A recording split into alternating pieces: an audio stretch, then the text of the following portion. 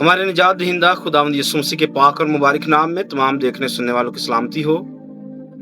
میرے عزیزوں، میں ایک بار پھر سے آپ کے سامنے حاضر ہوں اور سلسلہ ہمارا جاری ہے مکاشفہ کی کتاب میں سے، اور 7 مہروں پر ہماری سیریز کا آغاز ہو چکا ہے۔ پچھلا پیغام ہم نے متی کی انجیل کو اور مکاشفہ کی کتاب 6 باب کو، 24 باب متی کی انجیل کا اور 6 باب مکاشفہ کی کتاب کا، ان کو ملا کے ہم نے دیکھا تھا، اور وہ ہمارا مہروں پر تعارفی پیغام تھا۔ آج ہم پہلی مہر کو پڑھنے والے ہیں۔ پہلی مہر کو 6 باب کی پہلی ایسے پڑھ رہا ہوں۔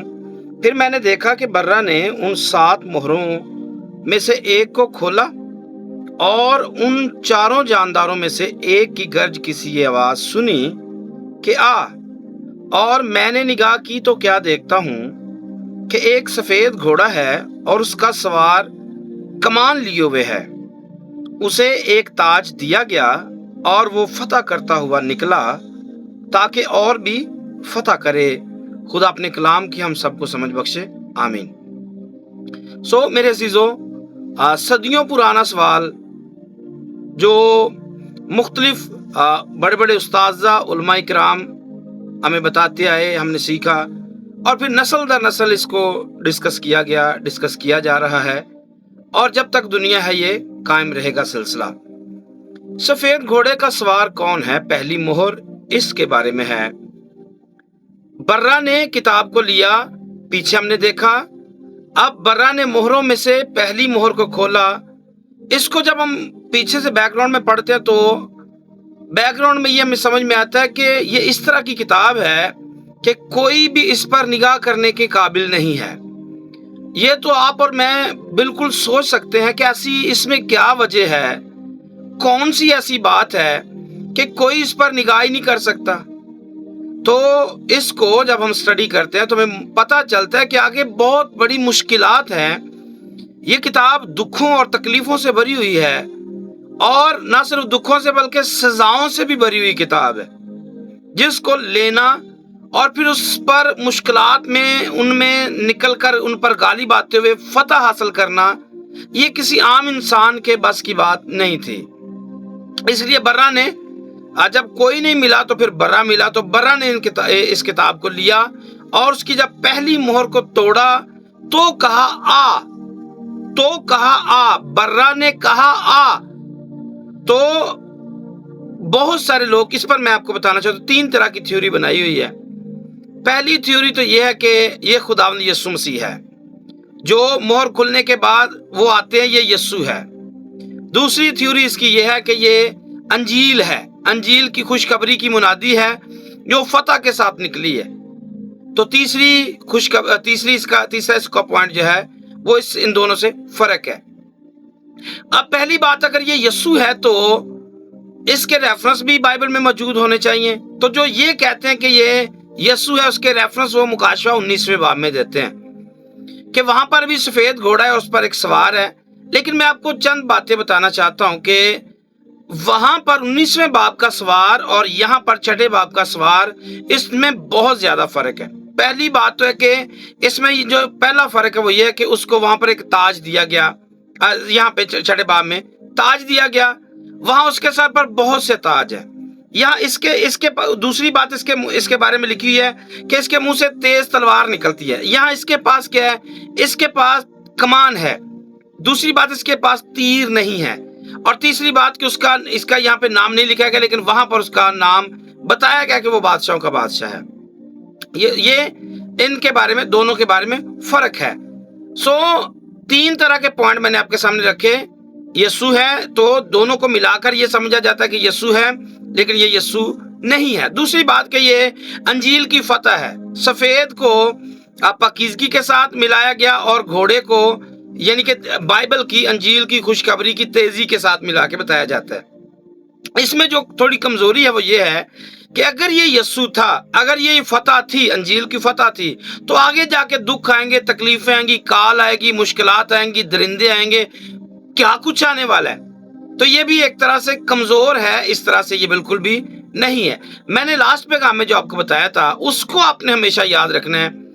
متی کی انجیل 24 باب میں جب ہم پڑھیں گے تو وہاں پہ ہمیں ملے گا کہ 24 باب کے اندر جب برہ نے مہروں کو کھولا، تو 3 سوال آپ کو یاد رکھنے چاہیے کہ 3 سوال جو تھے شاگردوں کے، کب آئے گا، تیرے آنے کا نشان کیا ہوگا، اور دنیا کے اینڈ کا نشان کیا ہوگا۔ تو اس تناظر میں یہ مہریں آپ کو بالکل ہو بہو ملیں گی۔ تو میں یہاں سے آپ کو یہ بتانا چاہتا ہوں کہ جب اس نے مہر کھولی ہے، مہر کھولی، تو جس نے کھولی ہے وہ تو نہیں آئے گا، جس نے کھولی ہے وہ تو برا ہے۔ برے نے مہر کھولی ہے، نہ تو گھوڑے نے مہر کھولی ہے نہ کسی اور نے مہر کھولی، برے نے مہر کھولی ہے۔ اور مہر کھلتے ہی کیا نکلا؟ سفید گھوڑا نکلا۔ اور بائبل میں جو یسوع مسیح نے کہا تھا تیرے جھوٹے مسیح آئیں گے، اس بات کو اور اس بات کو ملا کے سمجھنا ہے، یاد رکھنا ہے۔ دنیا کی آخری جو جنگ ہونے والی ہے، دنیا کے اندر جو بڑی جنگ ہونے والی ہے، یہ شاید تلواروں کے ساتھ نہیں ہونے والی۔ یاد رکھیے یہ جنگ دھوکے کے ساتھ ہونی ہے، یہ سیاست کے ساتھ ہونی ہے۔ سفیدی کو لے کر بہت سارے لوگ دھوکا کھا رہے ہیں۔ سفید گھوڑا ہے، پاکیزگی کی علامت ہے، یہ سمجھا جاتا ہے یہی تو دھوکا ہوگا کہ وہ ہوگا کوئی اور لیکن وہ لبادہ اڑے گا۔ اس کو آپ نے سمجھنا ہے، نبوتوں کو سمجھنا ہے۔ دانیل کی کتاب میں اس کو پاجی بولا گیا ہے، پاجی آنے والا ہے۔ دوسری تعلیمات کے مطابق دیکھیں گے تو وہ دجال آنے والا ہے، پھر مخالف مسیح آنے والا ہے۔ کیا ہونے والا ہے؟ جو آگے تکلیفیں آئیں گی، مشکلات آئیں گی دنیا کے اندر، اس کے پیچھے اس مخالف مسیح کا آنا ضروری ہے، اس دجال کا آنا ضروری ہے، دھوکے کا آنا ضروری ہے۔ یاد رکھیے اینڈ ہونے سے پہلے دھوکا زمین پر آئے گا۔ تھسلونیکیوں کے خط میں بھی لکھا ہے کہ خدا جھوٹ کی روح کو بھیج دے گا، لوگ سچ کو جھوٹ اور جھوٹ کو سچ سمجھیں گے۔ اور یہ کون کر رہا ہے؟ آج کے زمانے میں وہ روح، وہ اسپرٹ دنیا میں موجود ہے۔ اپنی آنکھیں کھول کر دیکھیے، وہ روح دنیا میں موجود ہے۔ دھوکے کی اسپرٹ آ چکی ہے۔ بظاہر تو کچھ اور دکھایا جاتا ہے لیکن بیک پہ دھوکا ہی دھوکا ہے۔ آپ نے اس کو یاد رکھنا ہے۔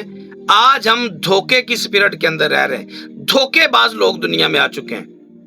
تو یہ کوئی اور نہیں ہے، یاد رکھنا ہے، یہ ڈائریکٹ صاف ستھری بات ہے کہ یہ دھوکے کے ساتھ آنے والا، مسیح کا لبادہ اوڑھنے والا، اس کی کاپی کرنے والا، یہ کوئی اور نہیں ہے، یہ ابلیس ہے، یہ مخالف مسیح ہے۔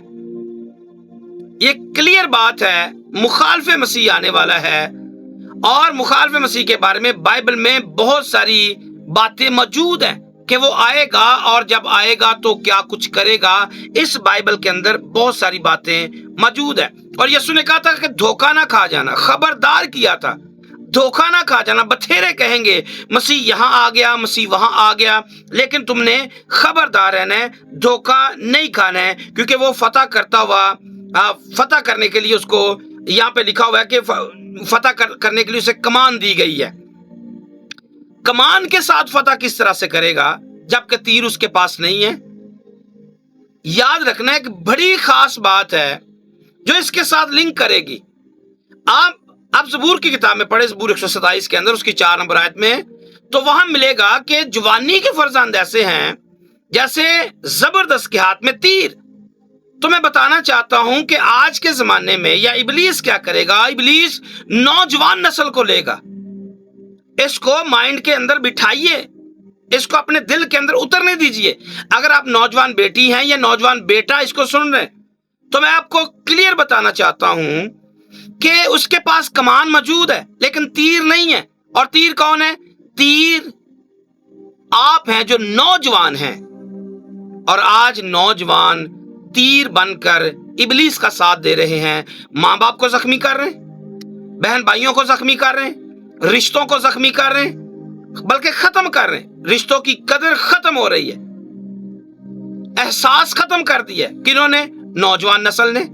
اور نوجوان نسل کے بارے میں یہ بھی لکھا تھا کہ آخری زمانہ میں لوگ ماں باپ کے نافرمان آئیں گے۔ کس کے ہاتھ میں ہوں گے؟ یوں تو زبردست ہمارا خدا 89 زبور کی 8 نمبر آیت میں پڑھیں گے تو زبردست ہمارا خدا ہے، لیکن یہ اس کو ابلیس کو بھی زبردست کہا جا رہا ہے۔ یہ زبردست بنا ہوا ہے کیونکہ اس کے پاس کمان موجود ہے، تیر نہیں ہے۔ اور تیر کہاں سے لے گا؟ تیر جوانوں کو لے گا، اور آج نوجوان نسل سے وہ برباد کر رہا ہے۔ برباد کر رہا ہے. بچیں، جیتے رہے.